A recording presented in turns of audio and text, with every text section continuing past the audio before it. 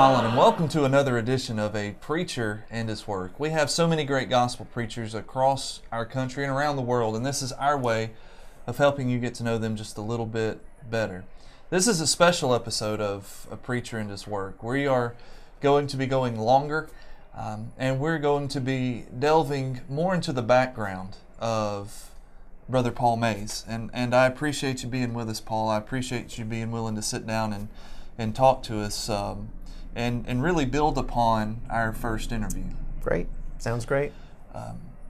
In that first interview, I asked you a question about what motivated you to get into ministry, what motivated you to start the work that you're doing with Facebook and with social media and things. And you had made mention of your past, and that's kind of that is what I want us to talk about and help people understand, help viewers understand that many times it's not a smooth road when it comes to ministry. It's not a smooth road when it comes to being a Christian. Just because you know the truth doesn't mean that's going to be it. Right. And it's going to be smooth sailing. So yeah. I appreciate you being willing to talk about that. It's a privilege to serve. To serve is a privilege. To serve the Lord, to edify the saints, to bring the lost to Christ. That's my motivation.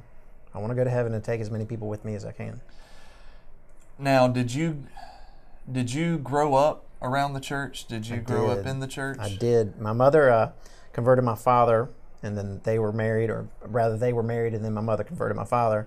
And I was raised in a stable home. We always went to worship, always, and including on vacations. It was big in my life. You go down the highway, you're headed somewhere, and Dad had this magic skill. It was 10 minutes till worship time. We were in some place we'd never been, and Dad all of a sudden pulled into the parking lot of some church somewhere. And of course, before the internet, he didn't have a phone book, but he could magically pull in, and we would worship without fail on vacation. That ended up being one of my favorite things about traveling, is worshiping with a church you've never worshiped with, because you're already bonded in Christ.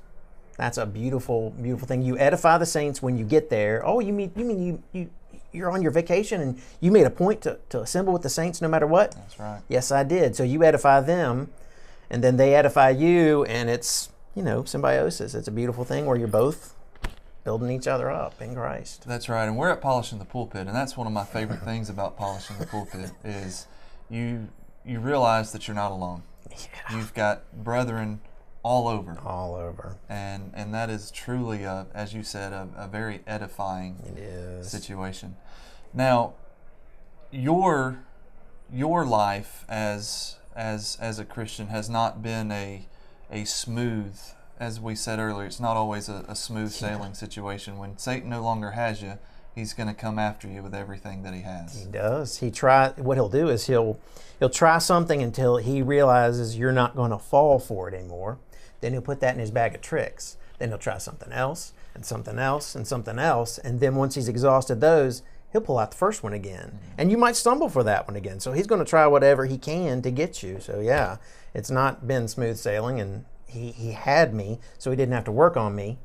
Then once I came back to the Lord, well, he'll hit you with all he's got. And he won't let up. He is a roaring lion. Yeah, he's ready. He's ready. Now, was there anything that led up, or was there anything specific that you can think back to that led to you falling away? Falling away? Or stumbling, I should say. Well, I'm an artist. Mm-hmm. I'm capable in a lot of areas with art and music, and I guess athletics too, and so very confident in myself, and I go after things, and I was enticed by I guess that's the lust of the flesh at that point, pride of life at that point. I can do all these things, and I wanted to go have fun and be selfish and self-serving. So I did for all of my 20s. I lived outside of Christ and lived a selfish, self-destructive life away from Christ. Well, during that time, were you still religious? Were you still going through the motions, or was that a situation where you just said, I'm going to put that away for right now? I never lost I won't say faith, because faith is belief coupled with and evidenced by obedience. Right. I'd never lost my belief in Jesus, in the one gospel, in the one church, in the one way, never lost the knowledge of that truth. Right. Never did. I just ignored it, which tore me up inside. Right. And over an extended period of time, it's absolutely terrible for you. Yeah. Yeah. Well, you said you never left that belief. Never. And no doubts. It makes me go back to what you said just a few moments ago about your parents and about how not only did they talk about how God was important, but even on vacation they showed that God was the top priority. First. And period. Yeah, it goes back to Proverbs 22:6, train up a child. And I look at parents that I deal with on a regular basis who their children are grown and their children are no longer faithful. Right. And one of the hardest conversations to have is, well, I told them that God was important, but they didn't day in and day out show them that God was first in their life. And because of that example, you had something that grounded you. Fact. That's a fact. You. What was the motivation or what was the process that caused you to start taking your faith seriously again and to rededicate yourself to being faithful to the Lord? Well, let me say I love telling this. I love it. All right, I married my wife, Yvette, and quite simply, if I love her enough to marry her, then I have to love her enough to point the way to heaven. And I can't point the way to heaven. I have to lead the way to heaven. I can't just say, go that way. I have to say, this is the way we're going to go, because she's not going to go if I'm not going to lead. Yeah. And she did. So I baptized my wife into Christ not long after we were married. Was that a difficult process? Well, it was an honest process. Yeah. She was honest. Yeah. And it was tear-filled because she realized she had been deceived by denominations her whole life, as everyone in a denomination is deceived. You can't be in a denomination and be in Jesus' church, because there were no denominations when Jesus built his church. Therefore, Jesus' church is not a denomination. Therefore, denominations can't be Jesus' church. That's right. The Bible doesn't authorize any denominations. So it was a tear-filled, honest, gut-wrenching process that she went through, and I went with her through it. And she was honest enough to say, yeah, baptism is the way to get into Christ, Galatians 3:27, Romans 6:3-4. That's the only way I can be a Christian. That's the only way I can have my sins washed away, Acts 22:16. This is the way. She got it. She was honest enough, and then she was baptized into Christ, and then we have grown in the faith ever since. Have you found the fact that you went from being a faithful Christian, you went through that time of struggle and that time of not being faithful the way you needed to be faithful. Yeah. And then coming back. Have you found that to be helpful when it comes to studying and teaching others? Absolutely. Absolutely. I was working on a hymn yesterday, Redeeming the Time, because the days are evil is what it's based on. It's Ephesians 5. We worked through it. The chorus is, don't waste your life, redeem the time, because we've got work to do. So you've wasted this time living outside of Christ, and it's time to make up for lost time by serving to the best of your abilities with the talents that God has placed in your hand. I'm after it hard because of that. And you show people, oh, well, I was doing this just like you, but now I'm on fire, and it's time to get to work for God. Yeah. I grew up I was raised by faithful parents, but I was adopted. Okay. And I was adopted by my paternal grandparents, and my dad was an elder, and my mother was always a faithful Christian. But my life before the age of 5 was very difficult and rough. I was raised in a drug home, an abusive home, and I look at my past, and I come across people that are coming from less than desirable situations, and they say, well, you don't know what it's like.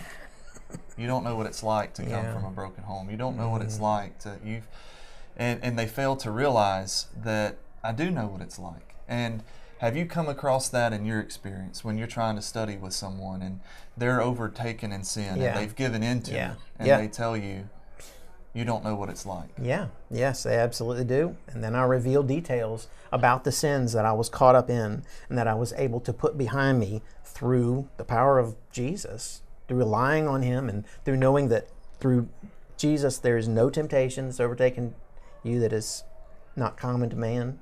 God's faithful. He's not going to allow you to be tempted beyond what you're able. And you show them that there is hope because I was right there. Absolutely. And that there is a way out. There is a way back.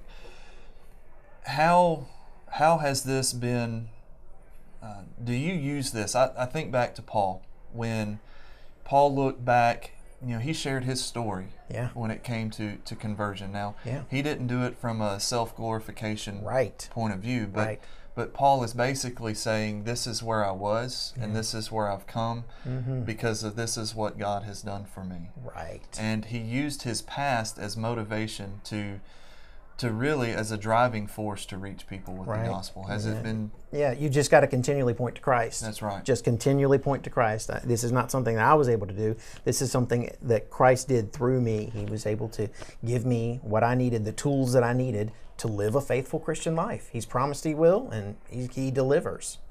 Do you find that it's always a battle with sin? It's always a constant battle with sin, but knowing where you've come from and seeing where you are, how do you keep from going back to the way that it was before? There are so many blessings in Christ. I was able to marry my artistic musical abilities with my drive to preach the gospel because, of course, God knows what He's doing when He says to sing, teach, and admonish. So you sing truth and admonish is a warning. So you teach truth in these songs. Well, my brain doesn't shut off. I'm a musician, an artist, and my brain just constantly creates content. And, I play bass, I play drums, I play guitar, I play piano. I'm self-taught, I can't read or write music. But I wouldn't dream of offering that to God because He didn't ask for it. Right. But what I do have is I'm a singer. That was actually my first skill set before I was a musician. And I'm able to use that artistic, creative thing that God put in me and marry it to, scriptural truth, just sing straight scriptures. Many of the hymns that I've written are literally just scriptures. I mean, No Temptation, I wrote that one into one. He That Believes and Is Baptized, I wrote that into one. Just staying in it and using what God has given you is enabling me to stay focused on the blessings, on the good things. And frankly, the former temptations, they just disappeared. Yeah. So Satan uses other ones. That's right. He's going to use whatever he's got. So he has tried to put the other ones in front of me, and they're just not even, most of the ones from my past are not tempting anymore. Yeah. They're just not a temptation anymore. So just staying focused on the blessings is how it works. Well, in Matthew 7:21, it's Jesus says, "Not all that call on me, Lord, Lord, will enter into the kingdom of heaven, but he that does the will of the Father." And I think it's easy to skip over that word "does." Right. That means we're working, we're doing something. That's right. And we're not. We can go through the motions and still not be committed. That's right. To the Lord. That's a fact. And so you're saying that being fully devoted, not just to making sure you're there on Sunday mornings and Sunday nights and Wednesday nights. Checklist. That's right. No thanks. But every day you're looking for ways to work. You're looking for ways to serve all the day. Lord. Yeah, pretty much all day, every day. Yes, I'll stop and yes, I'll goof off, play in the creek or play with my kids or go on a hike. But when you're hiking, that's also going to do it too. But yeah, it grows and grows and grows and grows until your brain is constantly thinking of ways to put thoughts into a hymn or into a meme or into a message. And it's just, my brain just works that way because I'm doing it. I was doing it more and more and more, and then it's just all the time. Your brain just works that way. It just stays focused on the prize, on the lost, on Jesus, getting the lost to Jesus. That's right. Well, Paul, I appreciate the time today. It's a privilege. I really appreciate you sitting down and sharing these things with us. Thank you. I appreciate you being with us And I look forward to being with you next time on A Preacher and His Work. The preceding program was a production of the Fort Payne Church of Christ TV studio located in Fort Payne, Alabama.